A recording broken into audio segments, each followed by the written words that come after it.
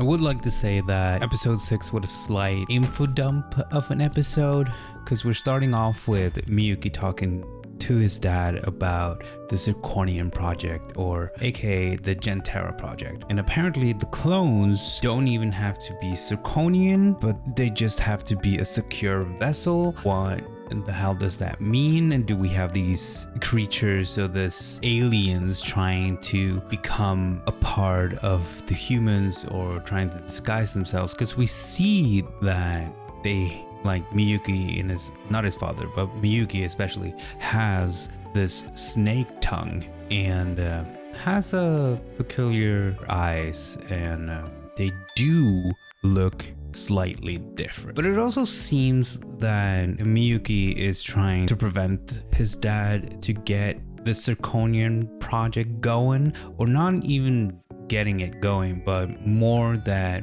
because his dad wants his real son back. He wants them to clone Miyuki's brother. And I think Miyuki wants him, or the clone though, to become a generic, because his father wants his brother to be his brother, or the son he lost, with all his memories intact and everything like that. But as we see throughout the episode 6 and episode 7 is that these clones, or these new clones, are not clones anymore. They are generic, or clones 2.0, because they're, what can I say, they create their own memories, or they become their own person. So Miyuki is trying to get his brother's clone to become his own person, like a perfect revenge, because it seems like his dad has never really truly seen Miyuki as a son. But it's honestly a little bit overwhelming with all this information that's going on, because there's a lot. And there's a lot to get confused about. But a little later in like episode 6, we do get Gwen and Miyuki having this conversation. This is a flashback because Miyuki is kind of like breaking up with Gwen, even though he doesn't want to, and Gwen knows he doesn't want to because they love each other. But Gwen is so focused on living towards this revenge. Even like in like the later scenes of episode 6, we see him talking to Dr. Vong, where the doctor also says that it's not a life worth living if you're just living towards revenge, which makes me also think about why all of this is happening, because we know that Miyuki has like some sort of motive, and maybe all of this is because he's between male and female. He has both genitalias, and he can't also get children. I think he wanted to have children with Gwen but can't, and it's all his father's fault, because maybe also Miyuki is some sort of clone or something that his father created. We don't really know. There's just like so much to go through, and so much we are missing in between the lines, I would say, because there's just a lot of information, and we get more and more for each episode, and it is exciting to say at least, because they do break barriers and make us question a lot of these things. In episode 7 though, we do get more into the nitty-gritty of Kudo's and Kujirai's relationship, because we do see him proposing to Kujirai, mostly because he knows that Kowloon City will be demolished, and he's afraid that she will move away or disappear, and he won't get the chance again, and they won't be having a relationship. That's all like when we're backtracking or seeing to the past, when Gwen is also working at that goldfish restaurant or goldfish bar. It's quite interesting to see, because we do go back to the main timeline, I would say, where Kudo and Gwen meets, and Gwen is really happy to see him, and obviously, or now it's obviously, because they both ask each other if they're the real one, and I think that's pretty interesting, and it's very like obvious, because now it's just like feeding us information that everybody's a clone or everybody's not the real one. But Gwen is there to check up on the person he loves, Miyuki, because Miyuki is in town or in Kowloon, and I guess the persons who aren't real or who are real who visits this simulation that I like to call it, because of the persons who visit, or the real persons who visit this simulation that I like to call it, they tend to get bad or sick if they are there for way too long, it seems like, because we get some information about that later on in the episode. And it just seems like Gwen really wants Kudo to get out of there as soon as possible,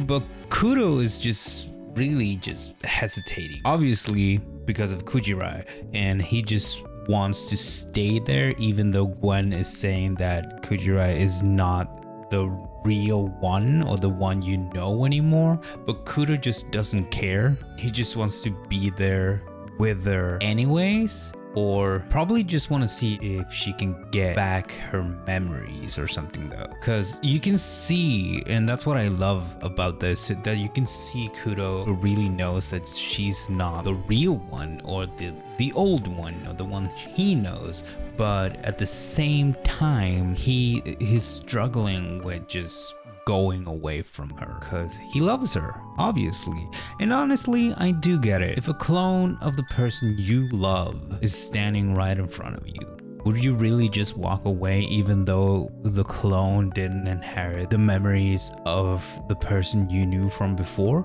I think that would be really hard to do, especially when maybe, just maybe, they will get their memories back. But like I said about the people who are in Kowloon that are not like in the simulation, they just are visiting a place, they kind of get sick from being there or get this heat stroke because the Gentera is just creating the whole thing, right? There's no shade, there's no anything. So I think that the people that are visiting there are just getting sick from all the simulation food or the drinks they're drinking, because we shift on to Miyuki, who passes out while walking towards a place, and he wakes up in a burlesque where he ends up meeting Kujirai, who's there to check up on the place after the incident that happened in episode 6 where something collapsed. And they start talking and she has questions, obviously, but the thing that really threw me off is that this dude, or Miyuki, really doesn't know how to talk to people, because he's just like slurping with his tongue and being really creepy, like looking at her like she's a delicious piece of meat. And I feel like, come on dude, just be normal. You are normal around Gwen, and you can be a really nice guy, so why is it so hard to be that towards Kujirai? Is it because maybe she is the perfect specimen or the perfect clone and he sees the opportunity that he can do with the clone of his brother? I don't know, but it's come on, just be normal. But we get to know that she is a clone 2.0, or a generic, basically, that just doesn't inherit their person's memories and become just their person on their own. And not enough with that, get to know that through a conversation with the doctor again, Kujirai wasn't killed. She took her own life. And I'm sitting there like, okay, what is happening? Why would she do that? She looked like she was very happy with her life. This show just keeps throwing twists like it's nothing. It's everything I thought about it is just getting flipped upside down, and I really haven't seen a show like this in a hot minute. Like, you know, it reminds me of the twist that the feeling of the twist reminds me of Paranoia Agent and like series like that really likes to fuck with your mind, and I am really enjoying that because I love how it just keeps me questioning the show or the anime its entirety, and just can't wait to see what they actually are talking about or what it actually means. You know, later on we cut to Kudo talking to himself, and he says to himself, I wish it was a scam. And it seems to me the reason why he says that is because he took responsibility, or he took took the approach to clone Kujirai after she died. Because he shows up at her apartment at midnight when it's the anniversary of her death, and you can see that he's hurting. You can see that he kind of doesn't want to be there, and that nothing of this situation is really making him feel any better. It's just a cycle of pain or of heartbreak, and I think that is just very beautiful and very aching at the same time. It's hurtful to see a person that you love, but it's not your person, you know? It's not the one you used to know. But then we come to the ending of this episode where Gwen is ordering a pizza because he remembers that Miyuki told them do not eat the food at Kowloon. And so he orders this pizza and he goes to get it. While he's going there, he meets up with Kujirai and Yao Mei, who is on their way to just go shopping at Hong Kong. Like, obviously, no big deal. But right before they step out of Kowloon, he grabs her arm. This is how they met, by the way. I'm just going forward with myself here. But grabs onto her arm before she steps outside of Kowloon and like, what the hell are you doing? You can't leave. And they're obviously in shock because Yao Mei is like, why can't we leave? We're just going shopping. There's no problem with that, right? But then this pizza guy shows up and he's super happy because he thought it was a prank that people were ordering pizza to Kowloon, the ruined city. And in like Yao Mei or Kujirai's eyes, it seems to them that the pizza delivery guy is just ignoring Kujirai, right? Because she's speaking, he's ignoring her, or he is not answering her. But Yao Mei gets angry at the end and just like, hello, you gotta stop being rude. But he literally says, just stop messing with me, you too, both of you. And obviously Gwen is like, he can't see Kujirai, and he's talking to Yao Mei that she didn't know about this, that Kowloon is in ruin. Even the pizza delivery guy, when he delivers the pizza, he says that, oh, I thought people were just joking for my delivery here because it's an abandoned ruin. So why doesn't he see her? Why doesn't he see Kujirai? Why does Yao Mei see Kujirai? And why does she see Kowloon?